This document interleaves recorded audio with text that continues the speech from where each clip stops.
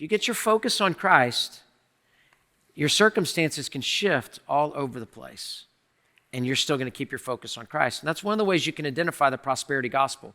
Can that sermon be preached in the most impoverished places of the world?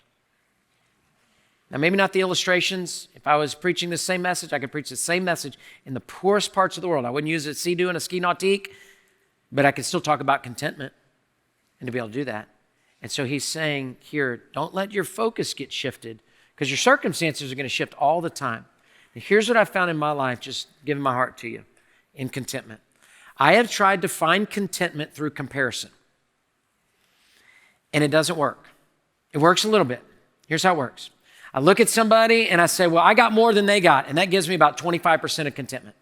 But then as soon as I do that, I see somebody that's got more than I got, and then it takes it away.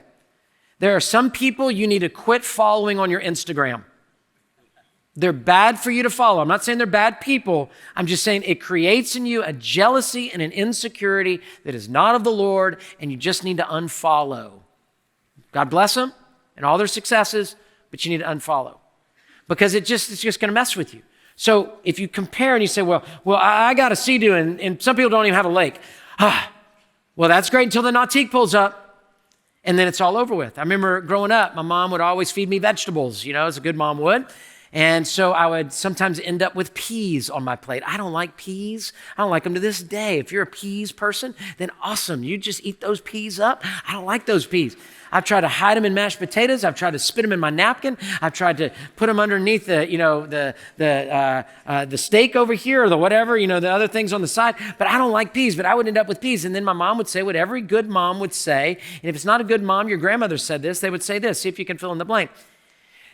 Don't you know that there are children starving in the world? Eat your peas.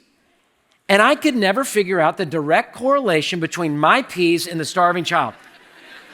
Unless we're putting these peas in an envelope and mailing them to those kids, it doesn't matter if I eat my peas on my plate. Let's buy them a can of peas and give it to the local mission and keep them out of the house altogether, right? But I felt like at that moment, I'm supposed to all of a sudden be so grateful for whatever's in front of me. And I don't know that it's going to make you grateful to the soul. It can help a little. We are blessed. If you make $25,000 or more a year, you're in the wealthiest 10% of the world. So when he talks about talking to rich people, it's all of us. All of us. 2 billion people live on $2 or less a day. Now, my point, that makes you feel good now, you're not going to remember that in an hour. It doesn't matter. Your contentment has got to be from the soul. From the soul. Therefore, our love of God's presence is greater than our love of money. Hey, thanks for watching. To find out more about Houston's First, you can subscribe to our channel or you can go to houstonsfirst.org.